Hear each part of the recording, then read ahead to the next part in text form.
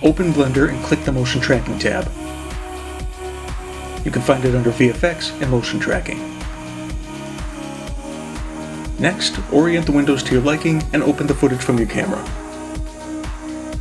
For today's example, I went down to Westernville, Illinois and recorded this shot of St. God's Memorial Hospital. When your footage is loaded, you can click Set Scene Frames, which will make the Blender project the same length as what you filmed. However, in this case, I shot my video at 24 frames a second, so I'm going to put the end frame at 240 frames, so we have a solid 10 seconds to work with for our example. Next, click Prefetch. This will make sure each frame is added to a buffer so Blender can work quicker. And we can see the footage plays like normal. Now, go to the Motion Model tab and pick Location, Rotation, and Scale.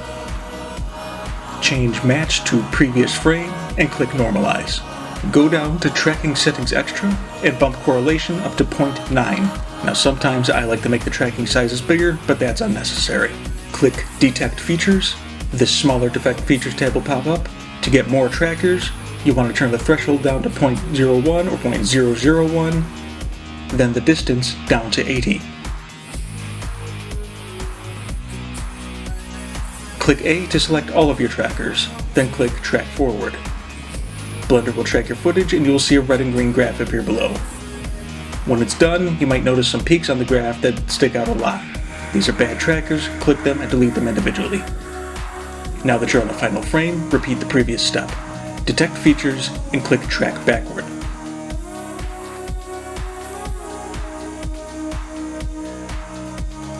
Now go to the Solve tab, turn on Focal Length, Optical Center, and Radial Distortion. After that, go along your footage and look for a 30 frame area where your footage changes perspective. In this case, we move a lot between frames 40 and 70. Set these as keyframe A and keyframe B respectively. Finally, click Solve Camera Motion. This will take a moment to compute. And when you're done, at the top right of the tracking window, you'll see a solve error. Under 0.3 is good, under 0.2 is pretty good, under 0.1 is pretty great. Next, scroll down to Scene Setup and click Set as Background and Set Tracking Scene. You'll see some objects appear on top of your footage in the layout view along with your camera trackers. Click on 3 trackers in your tracking tab that are on the ground of your footage, then click Floor. Blender will attempt to orient the ground plane to your footage. As we can see here, it's about right but looks way too small. So we're going to go to Layout and click on our camera view. You can then select your objects and use size and rotation to orient them a little more precisely. Once they look lined up, let the footage play and see if your objects are moving properly throughout the footage. If it's looking good, it's time to import your Siren model. Today I'll be using my STL-10. Stay in camera view and move the Siren where you'd like to see it in your final video. I'm putting mine on top of the hospital. Make sure it's still tracking properly. Now we need to light the Siren. So go to Rendered View. Make sure you have Scene World selected. You'll see no light on it at all. Go to the World tab, click Color, and select Sky Texture. Now you have lighting. Use the settings under the sky texture to orient it in a way that matches your footage. To get your footage to appear again, go to the Render tab. Under Film, click Transparent. By default, your footage is going to look like it's at 0.5 opacity. Go to the Camera tab, open Background Images, and bump the opacity back to 1. Now we can see that my STL-10 is looking a little bright, so I'll adjust the strength of the sunlight to match it more. Don't worry too much if the Siren looks like it's sliding around when you play the footage on the rendered view. That's just Blender being Blender. The next thing I like to do, and you can do this at any time, is delete any non-Siren objects in your scene other than the camera.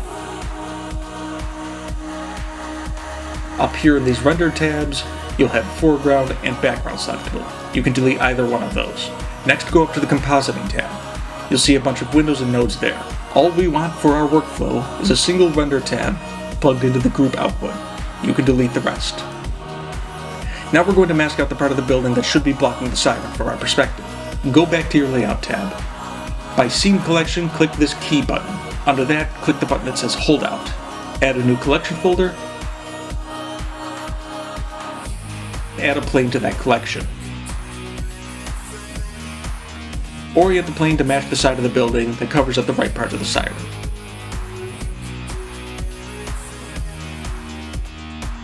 Make sure the plane is in front of your siren between it and the camera. Continue to adjust it until it's lined up.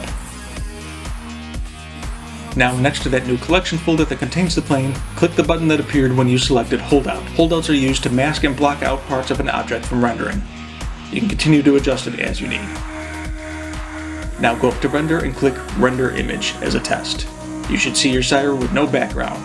If that's looking okay, then we can start to get ready to render the rest of the frames. Go to your Output tab. These are all the settings I use. You can export to PNGs, but those take up tons of memory. The important part is to make sure that you have RGBA selected.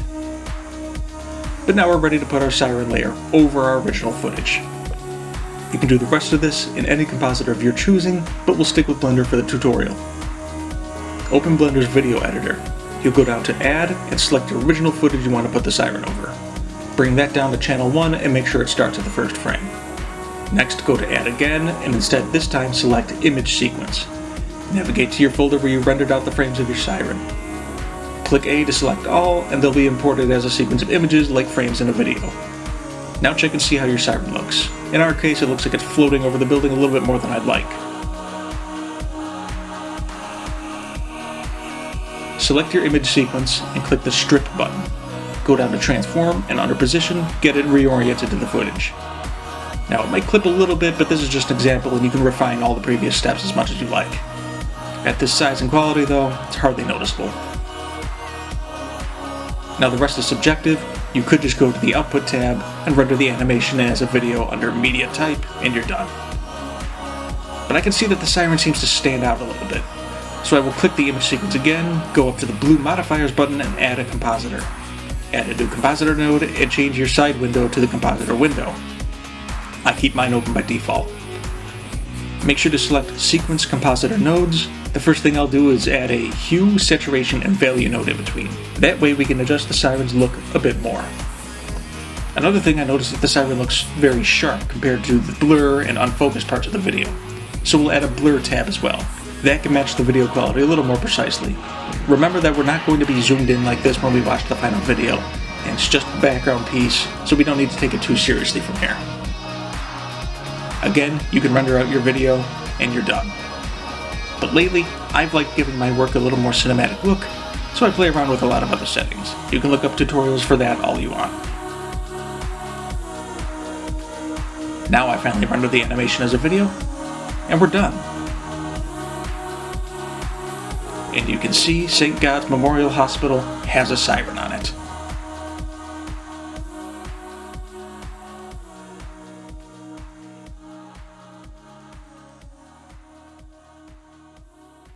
All we want for our workflow is a single render layer. All we want for our fuck me.